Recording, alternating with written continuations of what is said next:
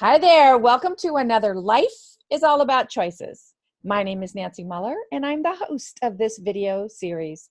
Today, I have a very special guest. And before I even mention who she is, what she does, or anything like that, I just have to tell you that if you do not believe yet, I mean, come on, how many times have you watched these shows and you don't believe this yet? But if you do not believe yet that the universe is continually working to bring about, I don't know, the people, the places, the opportunities that you deserve to have to fulfill your life and enrich your life, then I want you to find out how I met today's guest.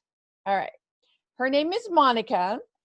And when my brother passed away, he passed away very suddenly. And he had a daughter that I had never met. And because my brother passed away so suddenly, she was taken into foster care. And Monica, being a foster parent, was the foster parent to my niece, looked us up, found the family, and voila, now we are all in each other's lives. Is that a miracle or what? I'm telling you. If you don't believe in miracles yet, if you do not believe that the universe is spectacularly working in divine way every single day to bring us our greatest joy, then I don't know what to tell you, because that was a freaking awesome story. And that's how I met today's guest. So her name is Monica. Monica, thank you for being here. I'm so excited. Thanks for having me. I'm happy to be here with everybody. So Monica, besides being the awesome rescuer of my niece, can you please tell everybody who you are, what you do, and why you're so fabulous? Sure. So I am a social worker by education, and I also am a business owner of a company called Mindful Endeavors. It's a personal and professional development company, and I'm a certified life coach, an internationally accredited mindfulness meditation teacher, a Usui Reiki master, and a Ho'oponopono practitioner. I have also co-authored 2 anthologies, one Hearing God's Voice Above the Chaos, one called A Heartfelt Leadership Tips, which should be coming out very soon, and my solo authored book, which I'm very super excited about, and it's going to be published on live on the 30th of this month, is Stress Lightly, Practicing the Art of Self-Care. Yay, you have a picture of that, I know. Show us. Yes. Hold it Oh, up and yes. show us, how fabulous this looks. Stress Lightly, The Art of Self-Care by Monica Yes. G. Smith. I love it. I'm so excited for Yes. you and this book. Thank you. I'm very excited about it too. It's definitely has been a journey, and it's a passion of mine as a social worker, a first responder oftentimes to crisis points in families' lives. I know how important it is to stress lightly. Absolutely. Now, Monica, everyone who is a guest on this show, everyone I have a conversation with, has gone through some type of a dark night of the soul, something that we just didn't think we would ever come through, something that we thought, this is it, this is going to do me in, but then we come out on the other side and we're using what we experienced to increase and enhance the lives of others. And I know that you have a very special story as well. Can you share that a little bit with us? Sure. In 2015, my husband tragically died in a motorcycle accident. And at the time, it was a month after my son had graduated high school and was going away to college, and it was a very difficult time. Within a few months, probably 4 months of his passing, ended up getting promoted at work, so I took on a new role at work, and my son was transitioning out of the home to college for the first time. So I went from having, and at the time I had another foster child living with us. So I had a full house, and in a very short time, I went to having no one there except for me. So going through the loss of my husband, I think, your whole world kind of turns upside down. Mm-hmm. So I remember distinctly coming home from work one day to an empty house and looking around and thinking, whose life is this? Whose house is this? Looking at the walls and being like, do I even like that that's hanging on the wall? I really had to kind of do a radical reassessment of kind of where I was and what my future would be like, and grieving the loss of my best friend and my Yeah. husband Yeah. was, which I still do to this day, and that was 2015. But learning to kind of navigate a new and different life, especially we were married for over 15 years and had just gotten to the point where we had, we're going to be moving into the phase of our relationship and the time in our life where we would be having more time together, just the two of us, and had been talking a lot about what that would look like, and what our plans for the future were going to be, and just gone in a minute. So it was something. It was definitely a traumatic, life-altering event for Absolutely. me and my son. And for those of you who've experienced loss and traumatic loss, you know that people grieve differently, and they grieve in their own time. And sometimes trying to navigate that together as the family, or what's left of your family, is a challenge. So Well, I am just so thankful. You are such a beautiful soul. And I am so thankful that you didn't give up, crawl in a hole, crawl away. I know my niece is thankful that you didn't give up and crawl in a hole. And I know the children that you help, that you take care of, are so very thankful for the work that you do. And I feel very blessed to have you in my life. no, thank you so much.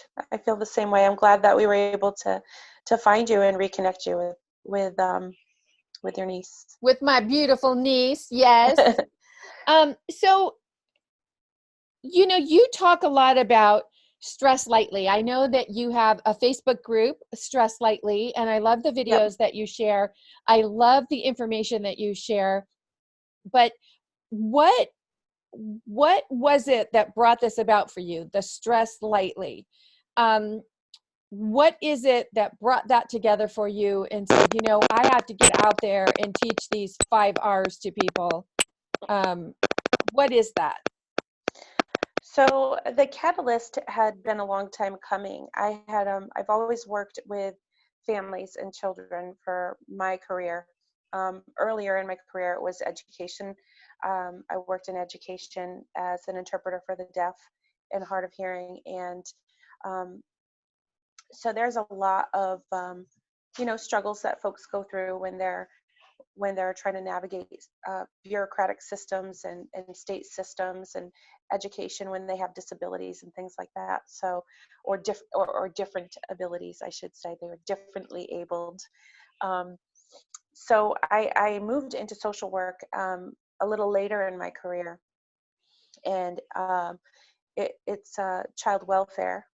And I noticed that very, very quickly that if I didn't make an effort to practice taking care of myself, that I wasn't going to last in the field, right? And I think that that's true for many first responder practitioners, whether it's ER doctors or ER nurses or social workers or emergency medical personnel or police and firefighters. There has to be some way to take care of yourself. And one of the things that I noticed was all around me, people were not doing that very well. So there was evidence of a lot of burnout, compassion fatigue, maladaptive coping strategies. And when I say maladaptive, it's probably a social workery word, so I will explain that a little.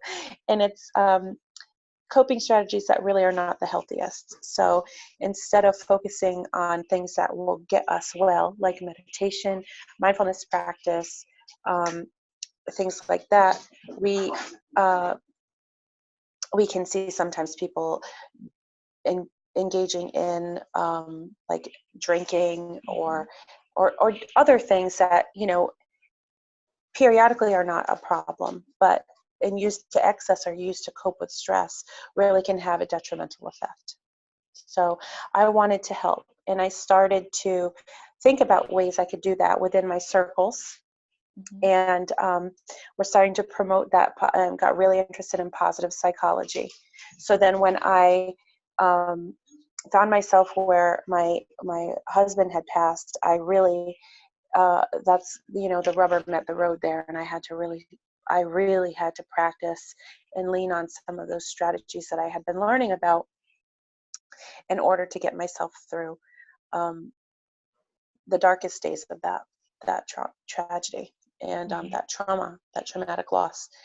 And what I found is and learned about myself was that I am resilient, and that gave me some confidence. But I also learned that I am not as independent as I would like to think I am. So I think that my message is that it's okay to practice self-care, which is why the book is The Art of Practicing Self-Care, that we don't ever reach perfection in anything Right. that we do, right? Practice makes progress. Practice doesn't make perfect. Right. And we have to practice those things in order to get better at them. The more we practice, the better that we get. So I wanted to message that because it's okay to ask for help. It's okay to need help.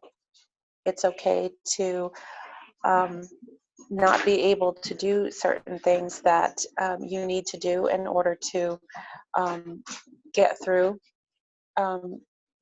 difficult times and need to lean on others. So that's one of the reasons. That was really the catalyst to me delving into mindfulness practice and learning about that and learning about Reiki and different energy healings, because I noticed through my own healing that the more energy and focus that I put into positivity and soothing my soul and that healthy balance, that the better I was able to cope and the healthier I was able to cope. And talking about stress lately, I know we're on a very professional interview, and you just saw my son walking behind me to get laundry. So That's okay. You're again, not letting it stress you out. See, you're stressing lightly. it is stress lightly, because the reality is Life that happens. life happens, and Right. we're all doing the best that we can, Mm-hmm. and Absolutely. practicing the best that we know how. So the book was really born out of wanting to give people practical tips and strategies to start to employ in their life when they were feeling like they knew that they were trying to reach some stress less Yep.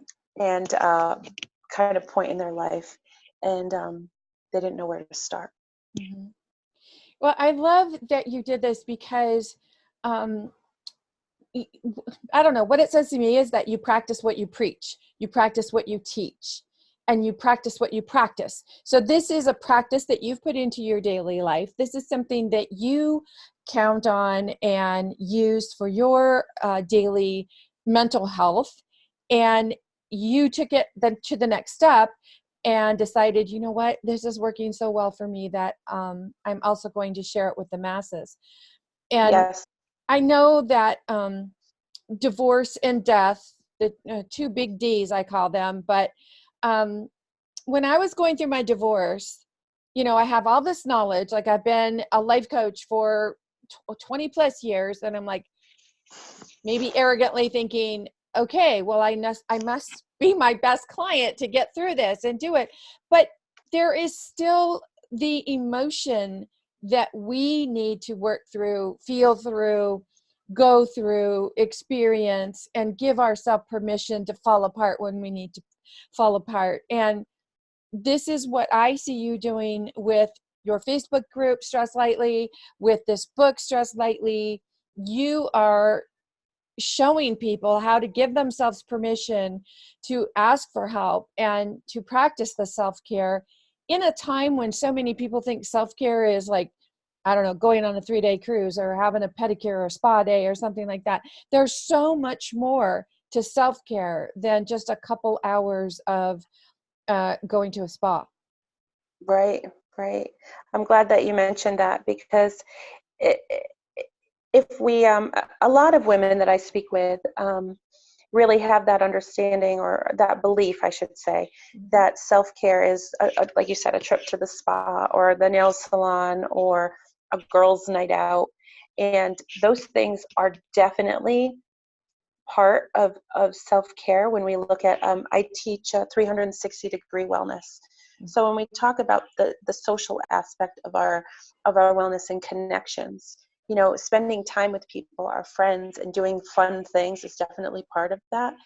But spending a lot of money at a spa or the stress of trying to find somebody to babysit or the stress of not having the money or the expectation that you have to spend a lot of money to practice self-care Right. and that self-care is selfish because then Yes. people feel like they're stuck. Well, I can't do anything for self-care because I can't afford to spend $100 at the spa. You know, I can't take that money and time away from my children or my family. And that's really flawed logic about what self-care really is. And and the differences of the different domains of self-care that we can practice to still make ourselves feel whole and at peace and reach a level of what we could feel as balance. I agree. You know, so often we talk about like money mindset or money blocks, but I almost wish like we would throw those terms away now because, you know, money is just energy. So if you're telling yourself, I can't do this, really what we're telling ourselves, right, is we don't deserve this. And for whatever reason we're telling ourselves we don't deserve it, we have to come up with proof that we don't deserve it. So we'll say, I don't have the money to do it. And when you start doing the reflective work, the inner work, and going within and um, giving yourself permission to explore the mindset mentality and where your beliefs come from, now everything starts to open up and just flow like, oh, that's why I believe that. That's why I'm creating a resistance over here. That's why I'm looking for a reason that I can't do that. And as you dispel these beliefs, as you just like break them apart and shatter them, so much just opens up into our life and everything flows like water and it's so beautiful. Yeah, I think that well, what I teach when I coach is that mindset is the single biggest factor in success in any area of our life. Mm. And if we need to believe that, number one, that we are capable, and then number two, we are worthy to receive whatever it is that we're expending our energy towards achieving. So mindset, I know we talk a lot of people talk a lot about mindset. I take it a little bit further, and in the mindset, the belief, right, Mhm. Mhm. about ourselves. And you do a lot of the work around the imposter syndrome. Right. A lot of the beliefs that we hold about ourselves are flawed logic, right? We have these beliefs about ourselves and our capacity, our capability, uh, our worth that we have collected throughout our lives, and we've never revisited them, right? So Yep. doing that introspective work to really give yourself time to reflect on, you know, what is it that gives my life meaning? What is it that I truly want? What makes me feel good? What are the things that um, uh, empower me or that I feel passionate about? What are the things that I need to work on? So having that honest self-reflection and then a plan. right? And Right. strategies. So but that's definitely a piece of it. And if I could leave everybody with one a singular message, is that, you are worthy. You are so worthy and deserving. And And I want to talk about that. I want to talk about that. So, because this is what's popping up for me as you're saying this. So I was talking to someone the other day and I was telling her, like, oh my gosh, you are all that and a box of chocolates. Come on, you do this, you do this. I just think you're so fantastic. And she wasn't seeing it. She wasn't feeling it. She wasn't accepting it. And, so we had a conversation over it. And I know that until someone believes it about themselves, other people can say it until the cows come home, and they're just not going to embrace it until they can finally accept it for themselves. So how do you talk to people about finding that belief, that acceptance, that, someone can say you're worthy, you're wonderful, but how do you get yeah. them to take that next step?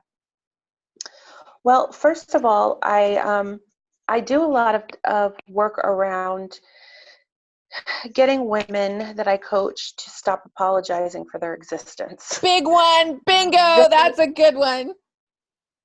and I find at times that I have been programmed, and we are societally programmed to apologize for everything. And we need to stop. Yep. If I walk in front of you, um, I don't need to say, I'm sorry. I could say, excuse me. Yep. Or if I am late for a meeting, like just recently, I yesterday was at the Capitol building talking about joining in a great dialogue about social justice and racial justice. And there were representatives of a lot of different agencies and philanthropic organizations in the room. And a woman from one agency came in late. And when she introduced herself, she felt compelled to explain that she had a 2-year-old at home, that the child wasn't cooperating, that she was delayed getting out of the house. And a man is not going to do that walking into a room. They're going to be like, No. thanks for waiting for me. And that's what Exactly. we should say. Thank you for waiting. Like, Exactly. I'm I'm happy that I could join this today. So back to your question is I do a lot of work about having women really reflect on how much they're apologizing for everything in their life, and to ask them to stop doing that, because it diminishes your self-worth when you feel like you're constantly having to be apologetic. Mm-hmm.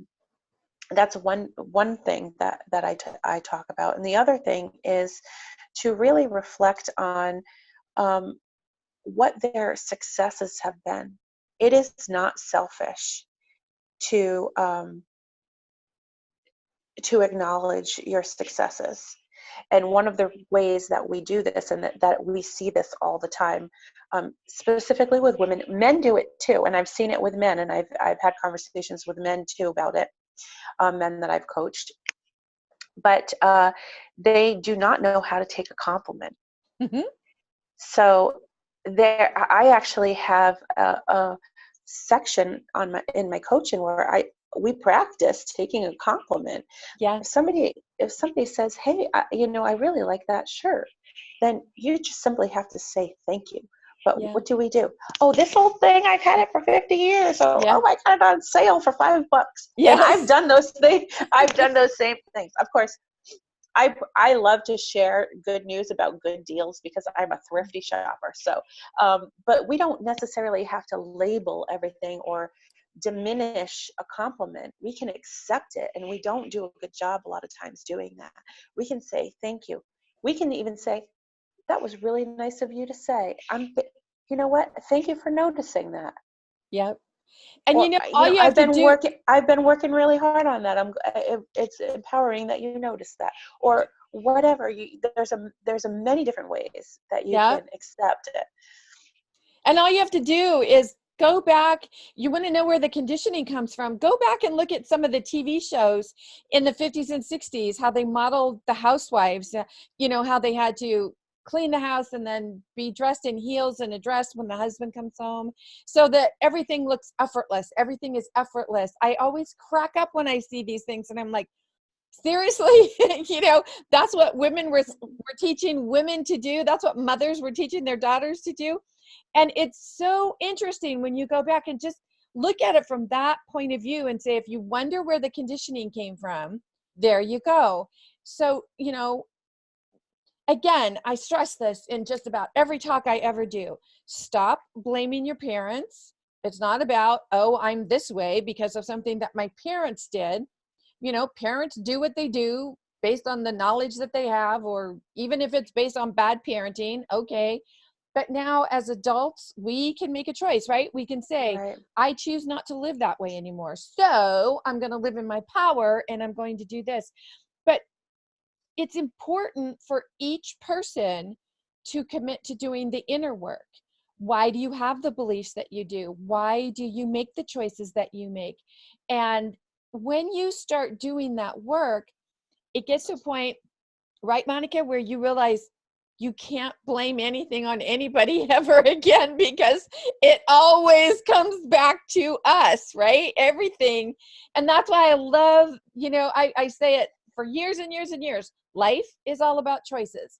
Every choice we make creates, another choice and consequences, and these consequences beget those consequences. So when you understand that you have the power to change anything in your life, and it begins with you, with your mindset, how you think, what you believe. And I love that you're doing this with your book. Thank you so much. And it's true. We do give away our joy, right? We We do do. blame, and energy grows where energy goes, right? Mhm. So wherever our focus is, Mhm. we're going to see more of whatever we're focusing on. If we are focused on growth, we're going to be noticing opportunities for growth. Mhm. If our focus, our energy is towards blame, we're going to find things that will reinforce our mindset, because that's how our brains work. Yep. We look for things that reinforce our beliefs. So one of the things that I challenge people to do is to test their beliefs, right? Mhm. Test them often. Test your opinions often. Really test them. Yep. Because I know for my own self that throughout my life and my education, my points of view on certain things have changed. Yes. They've changed because I've grown and changed as a person. Mhm. They've changed because I've collected new information. But if I never went back and tested those beliefs and re-examined those beliefs, and to see, is this a belief I still value? Does it still fit? Mhm. Or is it even true? Right. Because some of our beliefs and our, uh, I will say, like, biases Yep. have been passed down along the way. Yep. So I've had to test them, and I really encourage everybody to do that. Test your beliefs. It's like, just like we have traditions, family traditions, whatever your family tradition is, family traditions can be handed down just like belief traditions. And Yeah. at some point, each one of us must take responsibility and say, okay, where did that belief come from? And we will stand and say, I swear this is true, this is true, this is true. And then as you can really start to pull that thread and unravel it, you're like, oh my gosh, I would have thought that that was so true. Just like, if you, like, I remember there was a house that we lived in when I was younger, and I remember the kitchen being so huge. And as an adult, that house came up for sale. And I said, oh my gosh, I have to go check out this kitchen. And the kitchen was actually so small, you know, but as a child, of course, it looked like a huge room. So see, our Right. perception, everything. And again, we're learning these things based on how children perceive their world, the world around them, adults, what adults say, and then not just what they say, but what they intuit based on what people say. And Sure. it's actually quite freeing when you really start to unravel those beliefs and know that, oh my gosh, I don't have to follow that anymore. I can just let that go. Yeah. I have a great story that I want to share. Do I have time to do that? Yes, yes, please. Okay, great. It's just an example of how strong those, just like what you were saying, is like Hmm. some things passed down can be, and we don't even think about them. But there was a mother who was teaching her daughter how to cook meatloaf. Hmm. And the mother was showing her how. She's like, oh, this is your grandmother's recipe. So this is how grandma did it. This is how we're going to do it, right? This is how I do it. This is grandma taught me how. And at one point before she put the meatloaf in the oven, she smacked it, I guess, a couple times. And the daughter was like, why do you do that? And the mother was like, well, grandma taught me how to cook. This is how grandma does it. She's like, but why? And the mom was like, I, I don't know. And they called the grandma to ask, like, why did you smack the meatloaf? She's like, I don't smack my meatloaf. She's like, but she did that just one time, I guess, when she was teaching the mother how to cook. She smacked the top of the meatloaf because she put too much pepper or something on it. So she smacked it a little bit to knock off some of the pepper Yep. before she put it in. But that was that from that time, the mother was smacking the meatloaf before she put it in the oven. Yeah. And without even considering, like, why. She made up a story about why that was important to do in her Yeah. mind without even ever asking her mother, the Right. grandmother. So we do this sometimes with, probably not with meatloaf, but with other things as well. So that's just if we don't go back, I guess is my point, and test our beliefs. Sometimes we'll just be smacking meatloaf for no reason. There you go. And also, if you have any kind of trauma in your childhood where there's a lot of negativity, there will be a lot of things that you carry with you that have that negative connotation or that negative feeling. And so we bring those with us into adulthood, and we don't even realize that there are certain sounds, smells, experiences that all of a sudden will just dip our energy, and we don't even know, like, whoa, where did that come from? And that's why self-reflection and doing the inner work and understanding the mindset work is so important, because it's valuable for us to know, why does our energy dip? Why did that happen? Why did I all of a sudden go off the rails about something? And I know off the rails is not a technical term, but it's just like, where does that come from? And again, we grab onto that as children, and we bring it with us into adulthood. And that's why there are so many adults walking around making choices based on beliefs they created in childhood, and they wonder why they're so um so unhappy as adults. And it's like, well, let the child self go and you will be loving life. Right. Yep. Absolutely. So Monica, your book, Stress Lightly, can you tell us how people can get a hold of that, and tell us about your face group and what you're doing in there? Because I'm sure there'll be people who want to, follow your work and follow what you're doing, because your work is so important. And obviously, I would think you have a very stressful job to be the I'm gonna use the word caregiver of all of these children that come into your life on a daily basis. And for you to have found a way to keep your energy up and keep your vibration high and your positivity high, that right there should tell people how valuable this book is. So can you share how to follow you? Sure. You can find me if you hashtag stress lightly. You should be able to find me. I tend to use that term, stress lightly, and the reason why I chose that is because we're never going to have no stress. There's no Right. such thing as no stress, and not all stress is bad. So we just need to learn how to stress lightly. There you go. So my Facebook group is Stress Lightly.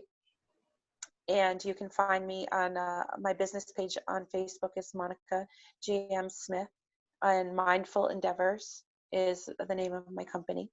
And my closed Facebook group is called Stress Lightly.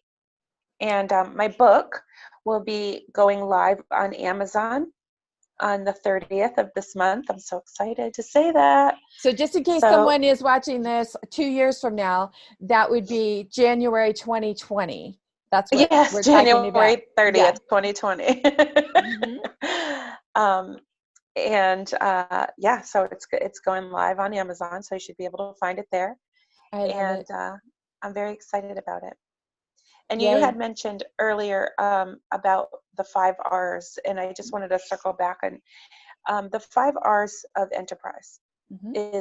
are strategies that I developed to use in every single domain of our self-care and our wellness. Hmm. So I do a wellness wheel with 8 domains. I'm sure that you can see them, you can Google them. Some have 6, some have 9. I use an eight domain wellness wheel, and the 5 R's are strategies that I use to employ in every one of those domains, um, to help you practice stressing lightly. And that's all explained in the book. And they are regroup.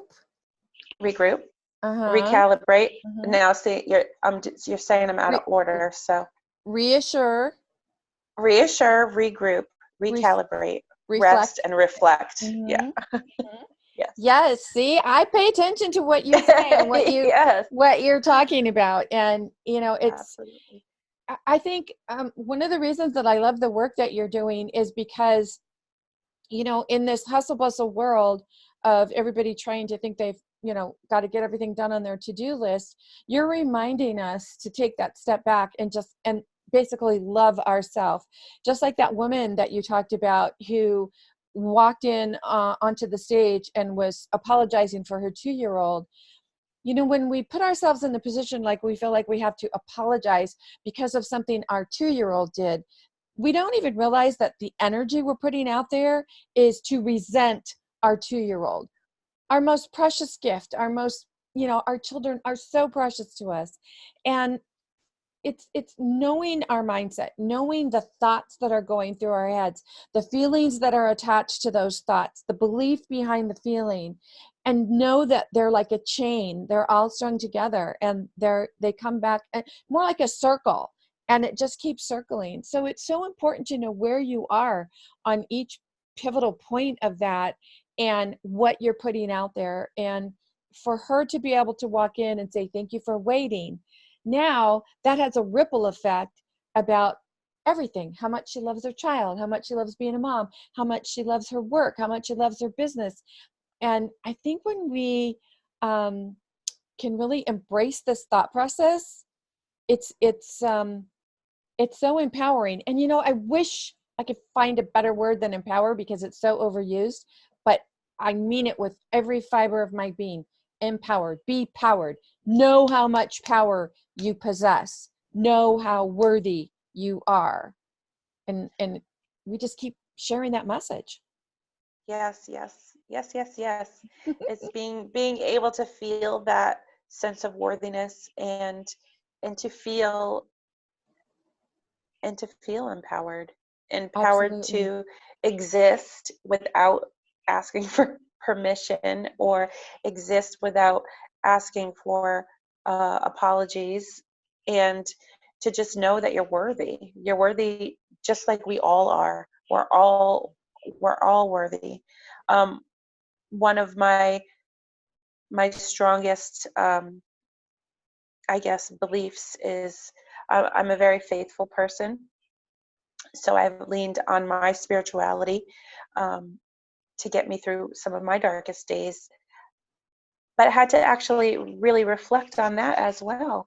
And my faith was tested, and had to kind of re-examine some of my beliefs, and they held true, but it is always that re-examination, and that self reflection and that introspection. Happiness is an inside job, Yeah. right? And so is self-worth.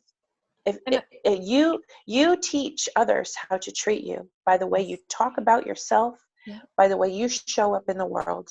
So if everywhere you go in your conversations that you have, you're demeaning yourself, you're using disparaging comments, you're saying, oh, I'm so stupid, or I'm this, right, don't get upset if other people call you stupid, because you just right, called yourself stupid. They're just right, following your lead. And exactly. that sounds harsh, but we need to really think about it that way. Yeah. If you want, we Truth. want, right? It's a Yep. truth bomb. Truth Yep. bomb. Yep. I guess. But we want to make Absolutely. sure that when we teach people how to treat us, that we're using healthy boundaries and we're demonstrating that we believe in our own self-worth. Yes. You know, it's coming to my mind when you're saying like word, and that's probably like an 80s term, but like so right on, truthful. Like, gosh, hear this, what we're talking about. And, you know, something that's coming up for me, and I just feel like I want to interject this right now. You know, Yeah. recently, within the last, several months or something, the movie came out with Tom Hanks about Mr. Rogers. And I never knew how many people were so over the moon about Mr. Rogers and used to watch his show. And it was not a show that my siblings and I ever watched. As a matter of fact, I can remember my brothers being quite angry about the whole Mr. Rogers, we're not watching that, grumble, grumble, grumble. And that came into my mind as you were talking about being worthy, because someone said to me, like, why do you think that you dislike that show or didn't watch that show? And I said, I can tell you why. It's because he would talk so gently and so kindly, and it was not a conversation or words or kindness that was known in our home. And Mm-hmm. because of that, it seemed so foreign, so wrong, so not real, that we could not embrace it. And so we basically kicked it to the curb and said, this isn't for us. And I just feel like I wanted to say that in this because, you know, as Monica is telling you, you are worthy. You are worthy. That's what I was hearing, like Mr. Rogers' voice in my head. And so if something inside of you, any part of you is saying, yeah, she's saying that, but she doesn't know me. She doesn't know that that's not me. I'm not worthy. I want you to know that Monica is right. Every person is worthy. And if something rankles you or makes you feel like not me or everybody but me, um, then that's your opportunity to take a look at your beliefs. What is it that came about for you that caused you to be so um, not believing of your value and your self-worth and your self-love, and how much you deserve to know that you are absolutely 100% love and light. That's what you come from. And anything, any thought, any word, any feeling, any belief that is opposite of that is not of your higher self. And you have the opportunity at any given time to say, all right, maybe I don't believe this yet, but I'm going to take steps to find out how I can keep getting closer to that. And that's all it is. It's a choice, right? The first choice is choosing to take the step. And then the second choice, I think, is to take the step. But no, if you're feeling that unworthy or that disbelieving about what Monica is saying, please give yourself permission to take a look at that.